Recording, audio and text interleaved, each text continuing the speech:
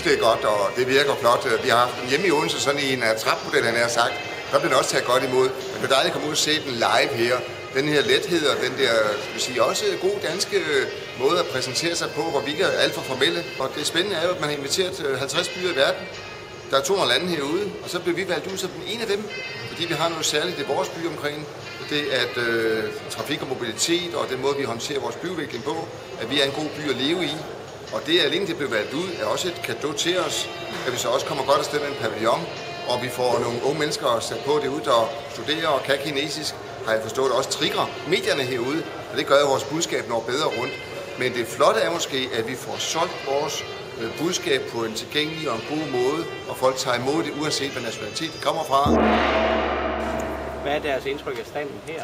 Men jeg synes, det er spændende, fordi jeg tror, man har et nyt indtryk af en by i Danmark med cykel. Ja, det er en god idé. Godt initiativ. Den er overskuelig, og den giver forskellige indtryk af forskellige cykeldesigns, som Odense i særdeleshed også vil slå. Og at Odense er med i verdensudstillingen, hvad synes du om det? At de har fået plads her? Jeg synes, det er flot. Jeg synes, det er jo nærliggende med H.C. Andersens fødeby, og det slår mig så også på, men også cykling i særdeleshed. London, Shanghai, Madrid, Barcelona, Odense. Er der tale om gedigen storhedsvanvid, eller har vi virkelig noget at byde på? Nej, jeg mener, at vi er der i dag, hvor byer kommer til at betyde meget mere for verdens udvikling. Ja, det er fuldstændig åbenlyst, at Odense har masser at byde på her, og jo heldigvis mange danske byer.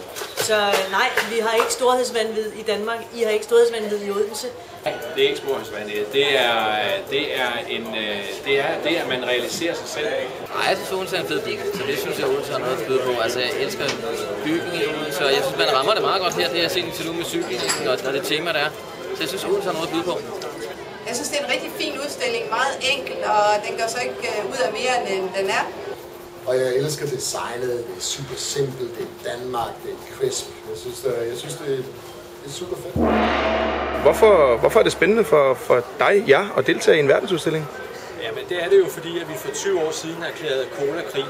Nu er der tid til at åbne en ny front, så vi bruger anledningen her i Shanghai til at erklære cola-krig i Kina. Ja. Det er egentlig de gode idéer, som ligger i Odenses grundlag for udstillingen, og dem vil vi godt støtte. Det er vigtigt, at vi støtter den kulturelle udveksling mellem Danmark og Kina. Grundlaget for os er, at vi er på vej ind i det kinesiske marked med salg af møbler. Det er jo et område, som er en fantastisk udvikling, og der skal vi være med lige fra begyndelsen af. Jamen, det er jo fordi, vi har med unge mennesker at gøre. Og meget af det, der sker i det samarbejde mellem Danmark og Kina, det er jo, at de har et kæmpe behov for uddannelse. Derfor så er vi med herovre, fordi vi igennem nogle år har arbejdet sammen med Kina omkring uddannelse. Det, at Odense går ud og laver den udstilling, som vi lige har set herude, det synes jeg er en helt fantastisk fortælling, lavet for et fornuftigt budget. Men det, jeg glæder mig allermest over, det er i virkeligheden de super gode folk, vi har ansat hernede, som er utrolig gode til at formidle de budskaber, som vi gerne vil have formidlet. Det er enormt positivt.